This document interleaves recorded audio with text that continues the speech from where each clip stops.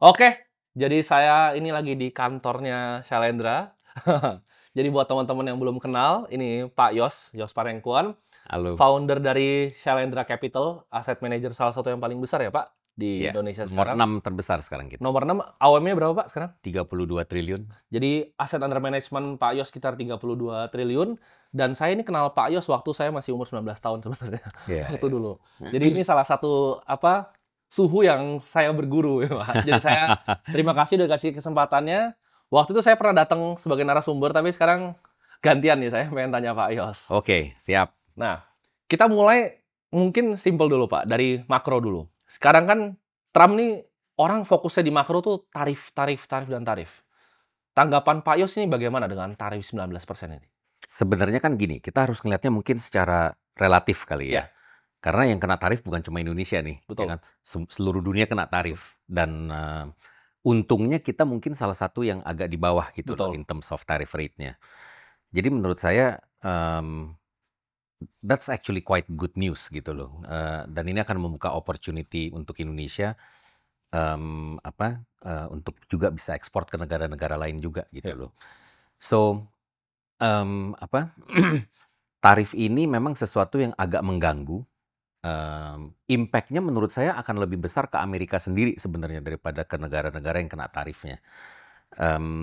Jadi, kita belum pernah ngalamin sesuatu seperti sekarang ini, tiba-tiba dikenain tarif kayak begitu. Jadi ke depannya nih kita harus ngelihat nih, ya kan, efek inflasi ke Amerika seperti apa, ya kan, efek ekspor kita ke mereka seperti apa. Ini masih semuanya masih belum terbukti, belum ya, kelihatan nih seperti apa, ya kan. Karena selalu pelaku ekonomi itu ada aja jalan untuk adjust nantinya gitu, betul. ya kan. Jadi mungkin impact-nya tidak sebesar yang orang-orang perkirakan. Oke. Pemikiran saya sih begitu sih. Nah, ini mungkin saya pengen tarik sedikit, Pak, ke Ya, belakang. Shalendra ini kan udah mulai dari 2006, ya, awal dimulainya. Dan Shalendra ini salah satu aset manajemen yang setahu saya itu nggak ada afiliasi di konglomerasi belakangnya. betul, Karena kan biasa ada konglo, mereka punya aset manajemen arm-nya, tapi betul. perusahaan lainnya udah besar. Atau misalnya ada sekuritas, tapi dia gandeng juga aset manajemen.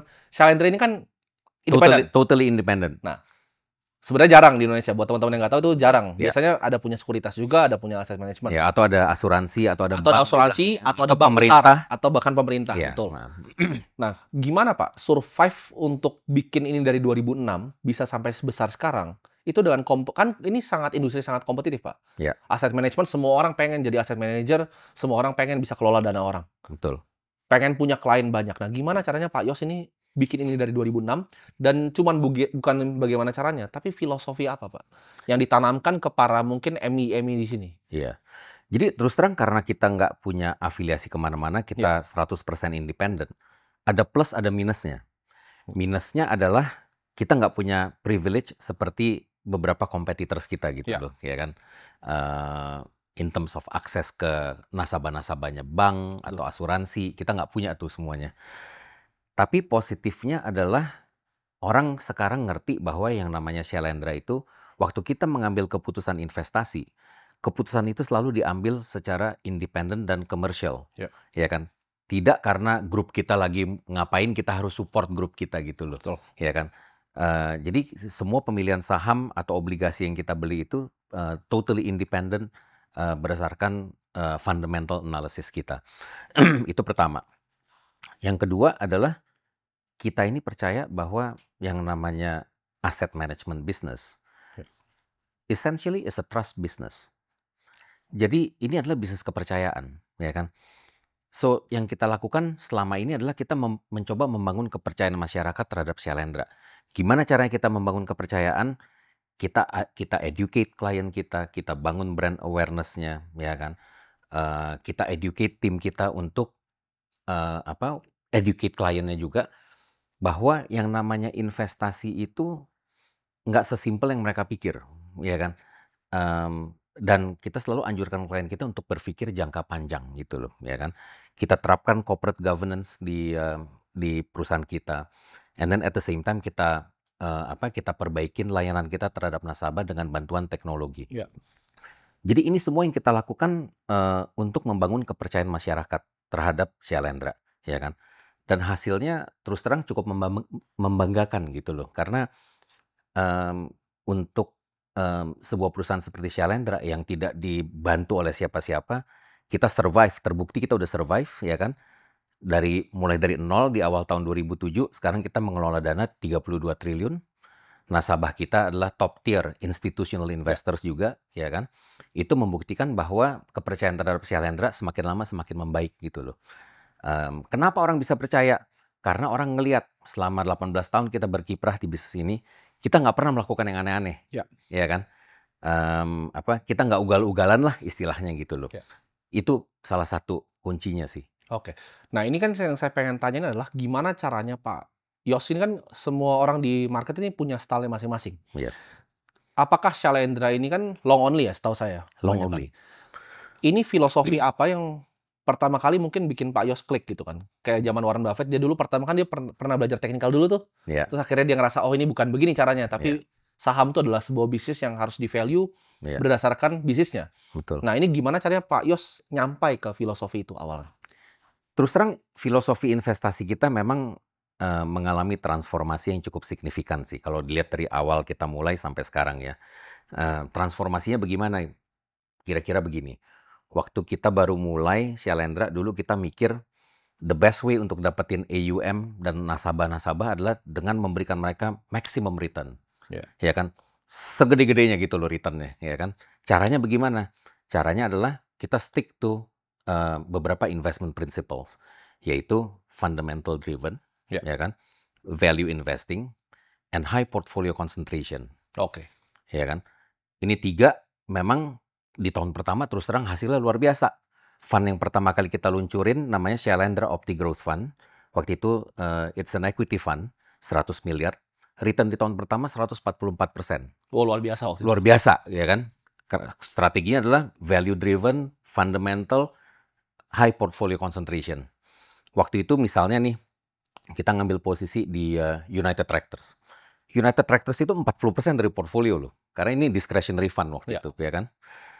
Dan kebetulan memang pas coal cycle-nya lagi mau berbalik arah gitu, lagi mau naik, ya kan? Akibatnya ya tentunya hasilnya luar biasa, ya kan? Tapi lama-kelamaan kita belajar bahwa yang namanya value investing, high portfolio concentration ini memang bisa menghasilkan return yang gede, tapi unfortunately sering juga NAV-nya jadi volatile. Very volatile. Very volatile. Karena high portfolio concentration, ya kan? And then value investing, kadang-kadang yang namanya value investing itu kelemahannya adalah sering kita punya satu ide bagus, tapi it takes time untuk ide ini untuk bekerja gitu loh, ya kan? Nggak semua klien bisa punya kesabaran yang sama gitu loh, ya kan?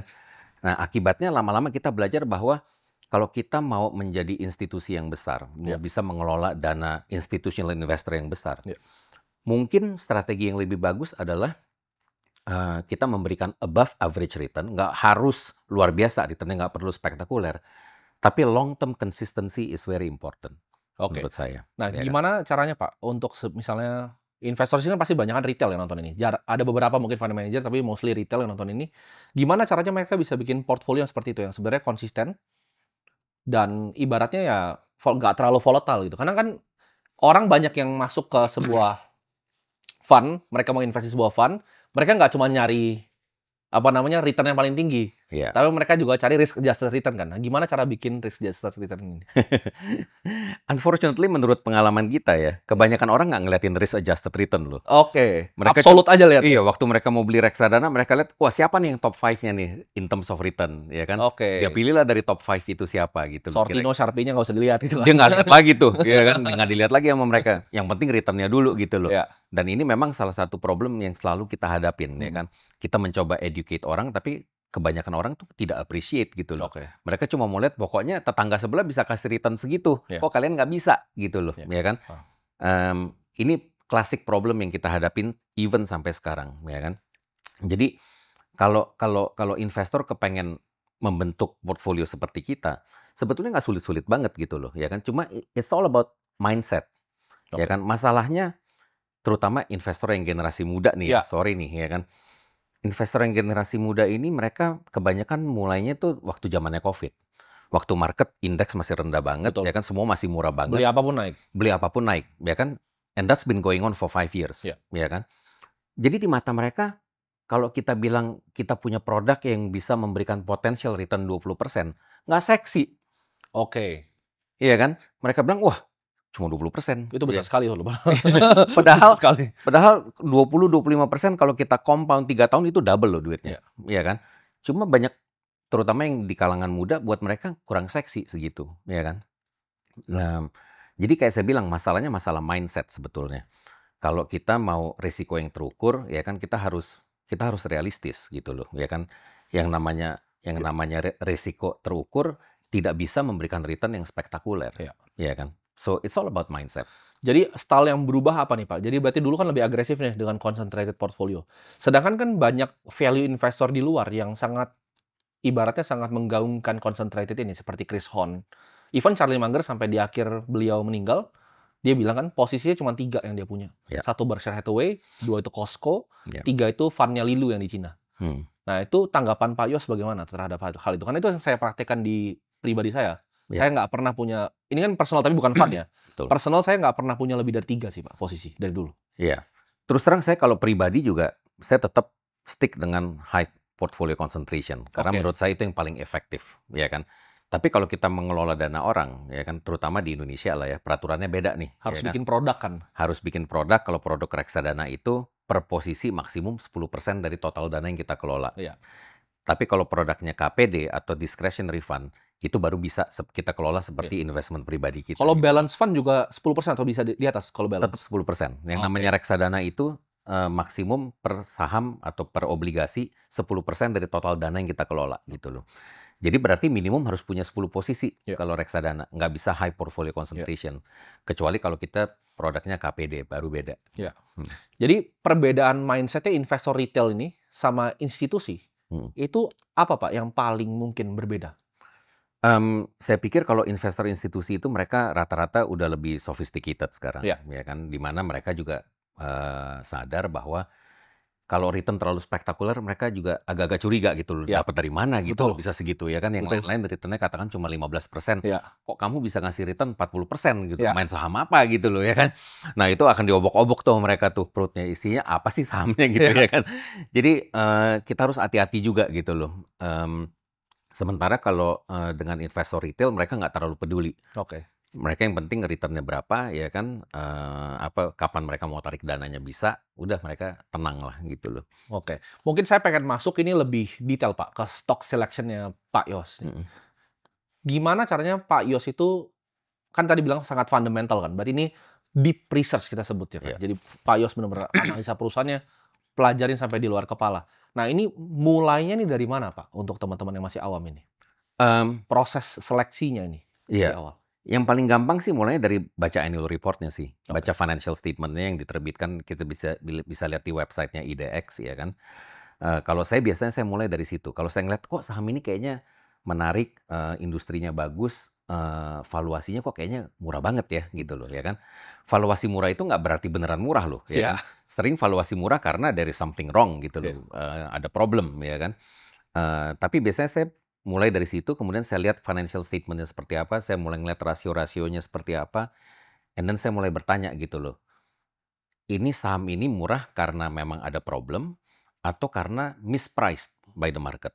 oke, Ya kan?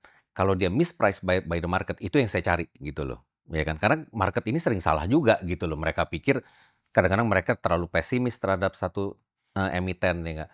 Mereka nggak sadar bahwa udah banyak sekali terjadi iya. perubahan yang positif ya kan. Itu yang kita cari biasanya sih.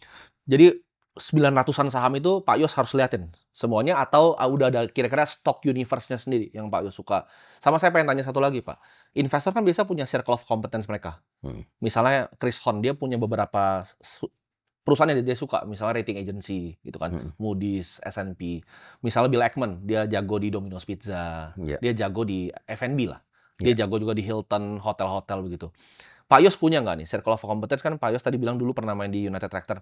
Adakah certain sektor yang Pak Yos ini benar-benar kayaknya lebih paham dibanding yang lain, dan itu jadi universe-nya Pak Yos atau tetap dibuka seluas-luasnya? Saya buka seluas-luasnya, jadi saya nggak melimit diri saya sendiri terhadap sektor-sektor tertentu, tapi saya punya list, grup-grup tertentu yang saya coba avoid. Oke. Ada blacklist-nya kira-kira. Saya punya blacklist gitu loh, ya kan. Oke. Ya kalau di Indonesia biasa banyak begitu kan? Ya, karena saya udah main saham udah 35 tahun. Ya. Saya udah ngalamin banyak sekali ups and downs. Saya udah kenal sifat-sifat emiten tertentu, ya kan. Oke. Mereka care apa enggak terhadap minority investor, track record mereka Ya. selama 30 tahun terakhir seperti apa, saya udah tahu tuh. Oke. Ya kan. Jadi yang saya limit adalah grup exposure-nya gitu loh. Oh, jadi grup exposure-nya jangan di limit, tapi kalau misalnya let's say universe-nya ya semua yang ada di Indonesia. Yes. Oke. Pak Yos secara personal apakah 100% invested di Indonesia? Atau Pak Yos ada di luar mungkin kayak di India, emerging market yang lain, atau US? 98% di Indonesia. Oke, berarti strategi Pak Yos kan Pak Yos kelola fund nih untuk Excelendra ya, 32 triliun AUM-nya. Untuk personal Pak Yos berarti Pak Yos hanya concentrated. Itu kira-kira berapa saham, Pak? Kira-kira typically ya, Typically ya, kita ngomong. typically antara 6 sampai 8, Oke. Jadi masih agak sedikit diversified ya sebenarnya. sedikit diversified. Tapi antara 6 sampai 8 itu kan ada Berat. satu saham yang bisa 40% sendiri, Oke. ya kan. Sisanya karena gatel aja nggak Oke. tahan gitu loh. Ini saya mau tanya, Pak. Kalau misalnya emang ada ide 6 sampai 8 terbaik, kenapa Pak Yos nggak taruh di 2 sampai 3 ide terbaik? Misalnya kecuali uangnya memang udah nggak bisa masuk. Karena ada saham di Indonesia yang memang nggak liquid kan, jadi nggak bisa masuk. Itu kenapa ide ke-4, ide ke-5, ide ke-6, ide ke-7, ke-8 nggak dimasukin ke ide 1, 2, 3 uangnya? Karena Karena pasti 1, 2, 3 lebih baik nih, Pak. ya, karena pengalaman selama 35 tahun terakhir, ya kan, suggest bahwa kadang-kadang yang kita udah 100%, 1000% yakin, ada aja yang kita miss gitu loh, Oke. ya kan. Dan ternyata kita salah, ya kan. So I need to protect myself against such mistakes gitu loh, ya kan. Dulu waktu saya baru mulai, mainnya biasanya all in gitu loh, Oke. ya kan. Satu saham aja atau 2 saham max gitu loh udah, ya kan. Tapi setelah kita punya portfolio makin lama makin gede, otomatis itu akan ke-adjust gitu loh. Oke. Ya kan, kita harus memperhitungkan resiko just in case kita ternyata salah gitu loh. Oke, jadi harus memperhitungkan resiko juga ya, Pak? Of course, karena kalau kita ingat Mark Twain itu pernah ngomong, ya kan. It ain't what you don't know that gets you into trouble. Oke. It's what you think you know for sure that just ain't so. Oke. Ya kan? Menarik. Jadi bukan yang kita nggak tahu loh yang bikin kita cilaka. Ya. Yang kita pikir kita tahu benar ternyata nggak begitu. Oke. Itu yang bikin kita cilaka. Oke. Ya kan? Nah, saya pengen tanya, kalau dari Pak Yos sendiri, turnover portfolionya, itu kira-kira seperti apa, Pak? Apakah bisa berganti dalam waktu 3 bulan, 6 bulan, atau emang horizon-nya panjang gitu? Kalau saya biasanya horizonnya panjang. Kira-kira turnover-nya berapa tahun sekali, Pak? Per emiten di portfolio? Tergantung sih ya. Kadang-kadang nih, misalnya sekarang ada satu saham yang saya lagi pegang ya kan. Saya baru mulai beli November kemarin. Ya. Tapi sekarang udah triple gitu loh, ya Oke. kan. Agak kepikiran juga gitu loh, ya kan. Baru 8 bulan udah triple gitu loh, ya kan. Tapi typically saya bisa pegang saham tuh 3-5 tahun saya Oke. pegangin. Oke. Karena waktu saya beli saham itu, saya udah pelajarin biasanya. Saya udah yakin bahwa prospeknya bakalan bagus dan menurut saya, pengalaman saya adalah untuk kita bisa optimize kita punya return, ya kan, kita harus berani pegang 3-5 tahun gitu loh, Oke. biasanya. Nah, Pak, apa pandangan Pak Yos terhadap, kan ada kubu nih kalau di luar negeri, akademisi lah kita sebutnya, yang sangat penganut efficient market hypothesis. Di mana misalnya di US nih, sulit sekali untuk mengalahkan indeks S&P 500. Misalnya di Indonesia juga ada indeks kan, misalnya MSCI Indonesia atau ya IHSG. Menurut Pak Yos, teori itu benar atau enggak? Bahwa semuanya itu mungkin sudah priced in di market. Kalau marketnya segitu efisien, saya nggak mungkin bisa jadi saya yang sekarang. Nggak mungkin bisa di Dragon of IDX ya? Iya nggak? Kenyataannya market itu sangat tidak efisien. Gitu. Dan sangat tidak rasional pelakunya. Dan sering tidak rasional. Oke. Ya kan? Dan bisa tidak rasional lama sekali gitu loh market. Oke. Ya kan? Itulah yang kita coba take advantage dari market, ya kan. Kalau marketnya terlalu efisien, susah kita kayaknya. Oke. Ya kan? Untung marketnya tidak efisien. Oke. Pak Yos ini punya prinsip nggak? Misalnya kalau Van Smith yang di luar negeri, punya si Terry Smith, itu kan dia punya prinsip di mana dia tuh nggak boleh indeks hugging. Jadi MI yang bekerja di dia itu nggak boleh indeks hugging. Nah, kalau di Excelendra sendiri, Pak Yos ini ada ngebalance nggak? Kayak misalnya, oke, biar ada sedikit mirip sama indeks, tapi ada alfanya nih. Iya, jadi ada fund-fund kita yang benar-benar basisnya itu stock picking kita bilang. Oke. Ini kan conviction ideas. Contohnya seperti apa mungkin, Pak? Eee, Nama fundnya? ada Shailendra Alpha Focus Fund, Oke, ya. Itu idenya adalah fund manajernya benar-benar bottom up approach-nya, oke. nggak peduli indeks mau ngapain, ya kan. Konsepnya adalah absolute return. Ya. Kita cari saham-saham yang menurut kita terbaik dan kita coba high portfolio concentration di Beat the situ. market lah. Beat the market, cari alpha di situ. Hmm.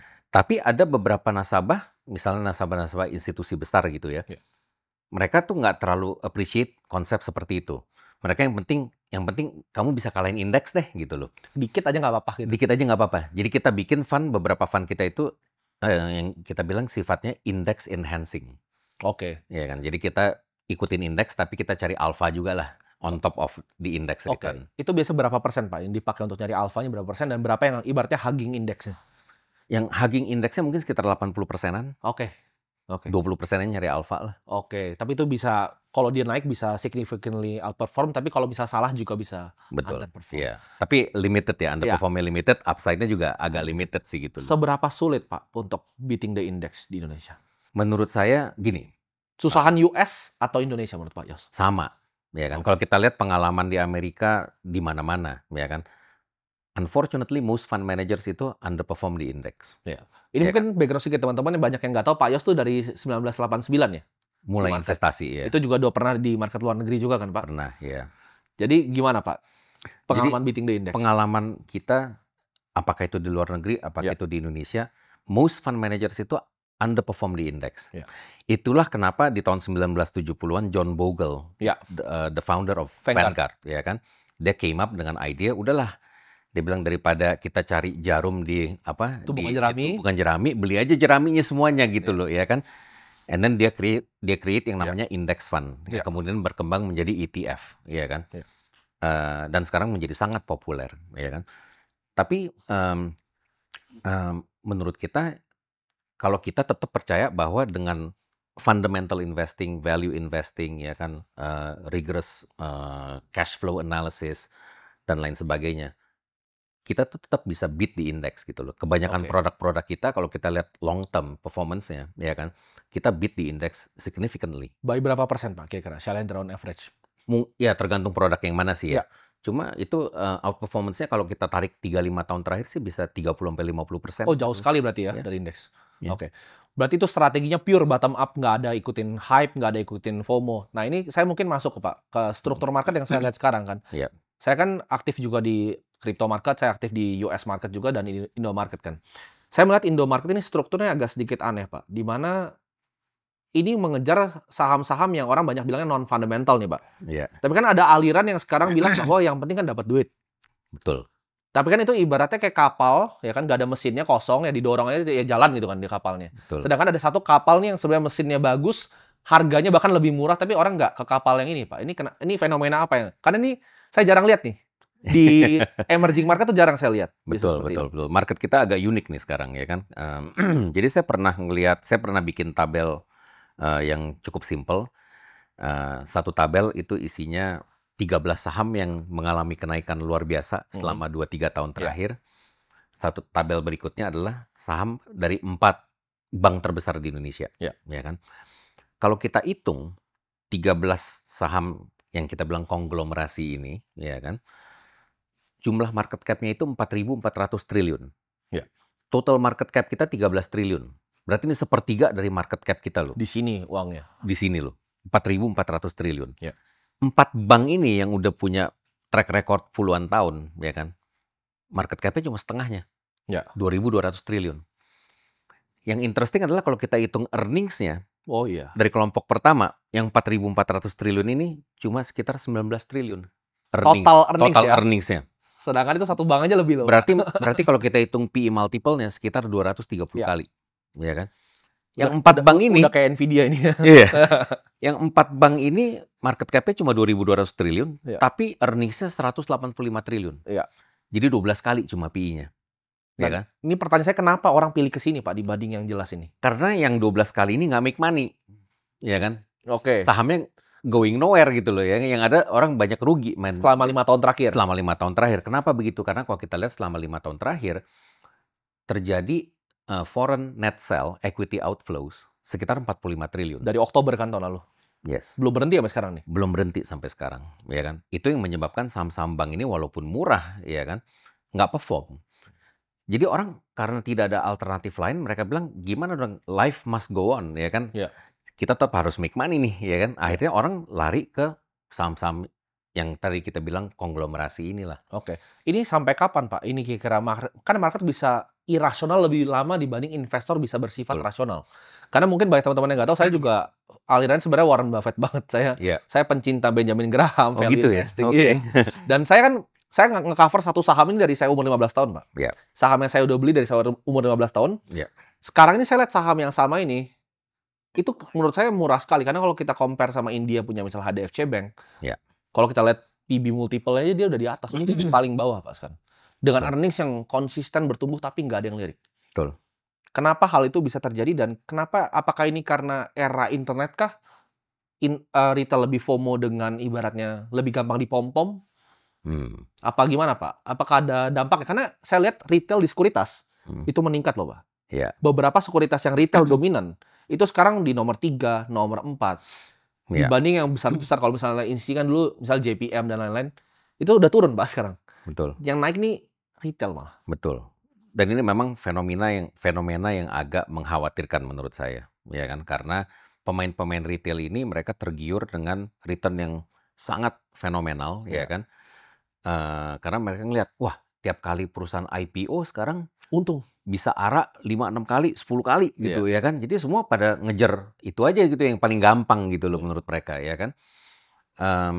Pertanyaannya ini akan berlangsung berapa lama gitu Iya. loh dengan valuasi yang sebenarnya sudah di luar nalar kita Nggak gitu. masuk akal lah kita Ya sebut. kan? Mbak, kalau kita ngeliat dari PE multiple bisa sampai 1000 kali, 1500 kali gitu Iya, ya kan. banyak, Pak, serius. Ya kan, pertanyaannya how sustainable is this, Iya. ya kan? Terus terang saya nggak punya jawabannya. Iya. Saya nggak punya jawabannya, cuma menurut saya fenomena ini bisa berlangsung selama investor-investor yang real investors-nya ini tidak punya pilihan lain, Oke. ya kan? And the problem dengan market kita adalah kita kekurangan IPO yang sizable, yang liquid, ya kan, yang benar-benar punya fundamental yang bagus. Oke. Itu yang kita kekurangan. Selama kita tidak disuplai dengan barang mainan baru, ya kan, Oke. permainan ini bisa berlangsung cukup lama sih menurut saya. Oke. Nah, ini menurut Pak Yos sendiri kan Pak Yos sudah ngamati selama 35 tahun nih. Saya lihat Indonesia ini ada kemiripan beberapa saham sama yang saya amati di India, Pak. Di mana beberapa saham ini dibuat float-nya awalnya kecil, dibesarin, masukin barangnya banyak, orang tambah lebih liquid, lalu dia mau masuk di MSCI atau di FTSE. Betul. Nah, ini sejak kapan dibanding actually bikin perusahaan yang very profitable dan perusahaan yang sehat? Karena kan beli saham, kalau ini pandangan saya, bisa salah ya. Tapi pandangan saya lihat perusahaan tuh saya lihat perusahaan, saya nggak lihat saham tuh sebagai ticker atau stock symbol. Saya lihatnya Oke. company, saya pengen punya perusahaannya. Iya. Which is yang So saya you're buying a piece of the business, Iya, right? iya, yang saya udah cover dari 2015 yang saya masih kecil. Sekarang saya own hampir mungkin 0,15 dari perusahaannya. Jadi Oke. saya benar-benar percaya gitu sama perusahaannya. Saya mau tahan sampai mungkin 20 tahun ke depan gitu. Iya. Nah, kenapa, Pak, itu bisa terjadi, fenomena itu? Fenomena yang mana nih, sorry? Yang saham itu bikin float kecil, naikin, ya saya nggak tahu ya tujuannya apa, bisa Iya. direpo kan soalnya. Iya. Bisa direpo untuk dapat pinjaman, tapi itu kan tergantung emitennya mau ngapain. Kenapa bisa terjadi di Indonesia seperti itu? Karena buat sebagian emiten atau calon emiten, mereka ngelihat, wah, ternyata bisa ya kita bikin seperti itu. Iya. Ya, cari duitnya gampang gitu loh. IPO kecil aja, ya kan, IPO-nya pun tidak real mungkin, ya Iya. kan, cuma strategic IPO, kemudian sahamnya ditarik ke atas, digoreng, ya kan, Betul. bikin liquidity, and then waktu masuk MSCI dia bisa keluar, dia bisa jualan tuh, Iya. ya kan, sizable gitu loh, ya kan. And then on top of that, ya kan, sahamnya bisa direpoin atau dijadiin kolateral di bank Betul. untuk dia dapetin pendanaan untuk kembangin bisnisnya yang lain gitu Betul. loh. Untuk bisnis yang lain nih. Untuk bisnis yang lain, Bisnis yang lain tuh. unfortunately, Iya. ya kan. But that is the biggest incentive buat emiten-emiten seperti ini gitu loh. Oke. Karena saya juga kemarin kan sempat kepikiran kan, karena banyak yang akhirnya nanya kan, misalnya saya kan baru investasi kan salah satu perusahaan private 2024, banyak yang nanya, oh kenapa ini nggak IPO aja grupnya? Kalau saya bilang, saya bukan begitu cara cari uangnya gitu. Iya. Karena saya rasa, misalnya saya IPO 5T, itu price to earning mungkin kali 3 kali 4 gitu. Iya. Itu goreng ke 30T itu merem pasti. Iya. Apalagi saya punya follower, saya punya nih. Iya. Gampang sekali sebenarnya. Iya, benar. Tinggal direpo kalau kita mau beli tanah, bangun hotel lagi, bikin di Bali, di Uluwatu. Iya. Cuman saya nggak ngerasa itu, apa ya, value creating di dunia ini. Tapi masalahnya sekarang juga banyak sekali kan influencer muda seperti Hmm. kamu gitu ya kan, yang ngepom-pomin saham ya kan. Tapi kan itu biasa nggak Sebagian untuk kepentingan mereka sendiri ada juga ya kan. kepentingan, biasa ada kepentingan di belakangnya kan sebenarnya. Iya, iya kan, atau disponsorin siapa Iya, gitu ya kalau kan. saya kan nggak ada family-nya, Pak. Iya. Jadi saya nggak- Iya kan. Ini juga yang contribute terhadap fenomena ini gitu loh, menurut Oke. saya ya kan. Karena banyak Oke. sekali influencer-influencer ini yang merasa bahwa ternyata bisa make money ya. Gampang nih begini. Gampang nih kayak begini nih, lumayan loh. Ya kan? Oke. Ya, jadi memang zamannya berubah gitu loh. Nah, ini bakal balik rasional lagi atau enggak, Pak? Menurut saya ya itu yang tadi saya bilang ya kan, bahwa selama kita tidak dikasih pilihan lain ya Ya. kan, orang akhirnya terpaksa ikutan main yang masih bisa make money gitu loh, Oke. ya kan. Karena nggak ada lagi saham-saham lain yang bisa menghasilkan gain seperti itu gitu loh, ya kan. Iya. Sementara asingnya masih keluar terus karena alasan-alasan fundamental atau apa ya kan. Jadi kita butuh asingnya juga balik gitu loh. Oke. Jadi kita harus pikirin bagaimana caranya kita bikin pasar ini lebih atraktif untuk investor asing masuk kembali ke Indonesia gitu loh. Oke. Ini mungkin kita ngomongin tadi kan soal banyak PE multiple dan segala macam. Gimana caranya Pak Yos value a company? Let's say Pak Yos sudah lihat nih dari laporan keuangannya, udah lihat nih sektornya apa. Let's say sahamnya A, kita nggak usah sebut lah emiten Iya. sini. Sahamnya A, gimana caranya Pak Yos tentuin yang namanya intrinsic value dari sebuah saham tersebut, emiten tersebut? Iya, oke. Again, yang namanya valuation is a relative concept menurut Kan saya. art kan. It's an art gitu ya kan. Apakah 5 kali PE murah? Well, belum tentu gitu. Apakah 10 kali mahal? Nggak juga gitu Betul. loh ya kan. Tergantung prospeknya seperti apa ya kan, dan lain sebagainya. Jadi biasanya saya compare dengan peers-nya seperti apa. Comparables. Ya, dengan comparables-nya seperti apa ya kan. Saya compare dengan market average multiple seperti apa. And then kadang-kadang saya ngelihat di luar negeri itu saham-saham yang kayak begini valuation-nya seperti apa gitu loh. Mungkin lihat Ya. di Thailand, di India, Vietnam. Exactly, ya kan. Karena one day kalau memang company ini keep doing well, ya kan, one day dia akan mulai attract foreign investors. Oke. Dan foreign investors ini akan membandingkan dengan pengalaman mereka di market-market lain. Ya. Saham-saham seperti ini valuasinya seperti apa gitu Oke. loh, ya kan. Jadi biasanya saya ngelihatnya seperti itu sih, secara relatif gitu Oke. loh. Itu kan untuk valuasi. Nah, saya pengen tanya, Pak. Kan Pak Yos tadi bilang ada 6-8 nih. Nah, kapan sih Pak Yos itu di-set untuk jual? Kan tadi ada yang naik 3 kali belum dijual tuh. Iya. Ada yang mungkin naiknya 40% dijual. Iya. Ada yang mungkin naiknya 2 kali dijual. Ini apa nih, Pak, matriks untuk jualnya? Kadang kan biasa di atas, bisa naik ke atas intrinsic value tuh. Betul. Bisa naik terus, bisa dibiarin naik. Ini apakah ini seni juga, Pak? Apakah ada sekedar intuisi atau ada rumus pastinya dalam ini? Jadi kalau saya tuh waktu saya beli saham, saya udah catat tuh investment thesis saya, ya kan. Ada 5 alasan saya beli saham ini, A, B, C, D, E Iya. gitu ya kan. Terus saya pantau, oke berdasarkan 5 tesis saya ini, target price saya berapa gitu loh. Menurut Iya. saya yang fair value-nya, katakan sekarang harganya sahamnya 500 ya kan. Menurut saya fair value-nya harusnya 1.500 ya Iya. kan. Karena A, B, C, D, E ini gitu Iya. loh. Dari 500 sampai 1.500 saya pantau terus, ada perubahan nggak Oke. di semua tesis saya ini.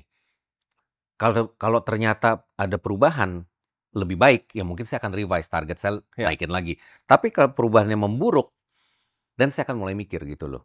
Ini tesis saya masih berlaku nggak? Atau saya harus adjust saya punya target price ke bawah gitu loh. Oke.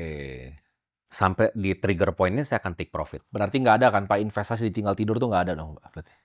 Eh, Karena ini harus dilihat nih, yang tadi kan harus dilihat nih. Iya, Karena saya bukan penganut investasi itu bisa ditinggal tidur. Iya, jangka panjang, tapi nggak ditinggal tidur kalau menurut saya. harus dimonitor menurut saya. Iya, kalau Ya saya kan juga monitor kan Iya. investment saya setiap hari Harus kan. dimonitor. Tesis kita waktu kita masuk itu apa? Masih berlaku apa enggak? Is it getting better or is it getting worse gitu loh. Oke, Ya. jadi di-cover terus kan Di setiap cover emitennya. terus ya kan. Nah, saran Pak Yos kalau untuk pemula itu berapa, Pak? Apakah 6-8? Duit mereka misalnya 10 juta, 100 juta, atau 1 miliar bahkan. Apakah worth it untuk 6-8 saham?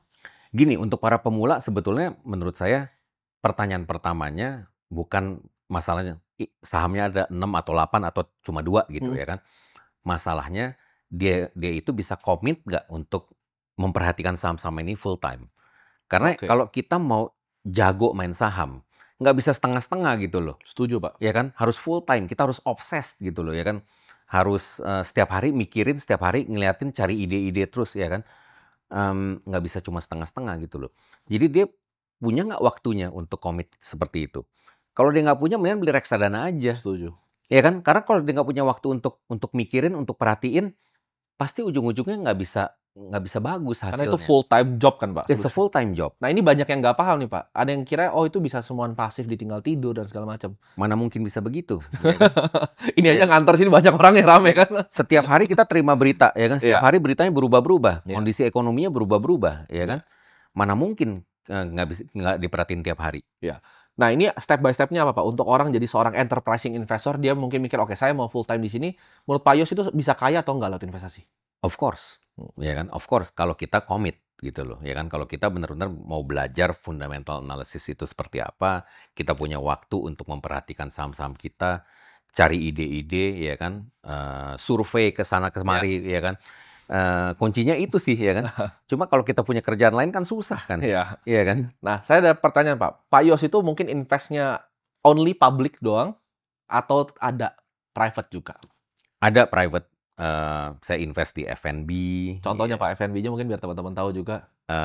Saya punya, ya salah satunya mungkin kalau yang sering ke Bali mungkin Iya. tahu ada klub namanya Savaya Di Uluwatu ya, Pak? di Uluwatu, ya kan. Kemudian di sini ada Cafe Kitsune. Di ya. bawah tuh di Asta ya? Iya, terus saya juga ikutan investasi di Titik Temu Oh, yang di oke. SCBD, Iya. ya kan. Jadi lumayan banyak lah investasi. Cao-cao di juga, Pak? Cao-cao juga. Oke. Ya. Jadi kita lumayan mirip ya, Pak? Ada beach club-nya, Iya. night Kalau club-nya kamu kan juga. ikutan di Holy Wings kan? Oh, ya iya. kan? Nah.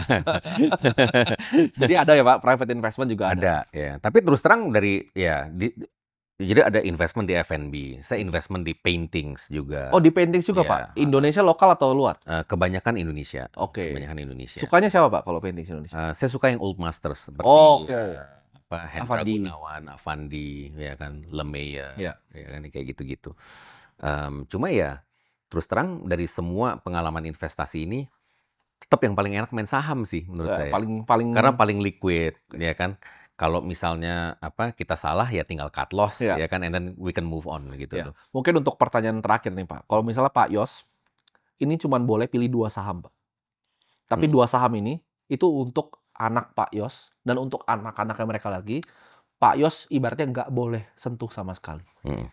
Sampai Pak Yos nanti turunin ke anak-anaknya, Pak Yos nggak boleh sentuh nih 2 saham ini. Oke. Apa 2 sahamnya, Pak? Dan kenapa? Dan Harus sebut nama ya. harus sebut nama kalau ini. Tapi ini balik lagi ya, ini nggak ada hubungan sama portofolio personal Pak Yos dan yang Shalender juga. Ini pertanyaan saya doang.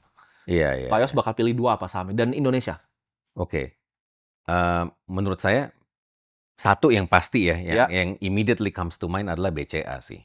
Oke. Ya kan, dan mumpung sekarang harganya lagi koreksi, ya kan. Murah sekali. Menurut saya BCA itu kalau saya harus pilih satu saham buat anak saya yang saya nggak perlu pikirin for the next 20 years, ya kan, mungkin salah satunya BCA menurut saya. Karena kalau kita lihat track recordnya luar biasa gitu loh. Tesisnya apa, Pak, dengan BCA ini? BCA itu unik menurut saya. Karena pertama-tama tim manajemennya menurut saya luar biasa kompeten dan sudah terbukti gitu loh, ya Ya. kan, mengalami beberapa kali perubahan economic cycle, mereka bisa handle Survive. survive, ya kan. BCA adalah satu-satunya bank yang sejak mereka go public di tahun 2000 nggak pernah melakukan rights issue. Ya. Jadi tidak pernah ada capital call. Somehow mereka bisa manage dari internal cash flow mereka, Ya. ya kan. Dan kalau kita lihat pertumbuhan labanya juga very consistent gitu. Sampai sekarang dia masih bertumbuh Sampai sendiri sekarang, nih. ya kan. Yang lain ada yang turun nih, ada yang Yang stagnan lain nih. yang ada stagnan turun, ya kan, itu pun yang stagnan itu udah dikatrol tuh angka Iya. earnings-nya, ya kan. Ada yang udah turun nih. Iya kan, ada yang udah Udah turun, turun. ya kan, tapi BCA is very consistent Iya. menurut saya. So definitely one of them would be BCA. Oke. Yang kedua, Pak? Yang kedua belum kepikir sih. Belum, jadi cuma satu ya, Satu dulu deh. Ya. Oke. Karena itu kebetulan saham yang saya cover, Pak, dari 2015. Oh ya, Iya. oke. Ya. Jadi saya cuma punya posisi itu juga di Indonesia. Ya kan, kalau kita diemin aja compounding return-nya luar biasa. menurut Very saya. good. Dari dividennya udah hidup dengan Iya. sangat nyaman. Betul. Oke, thank you banget Pak Yos atas waktunya. Keren banget. Thank you so much.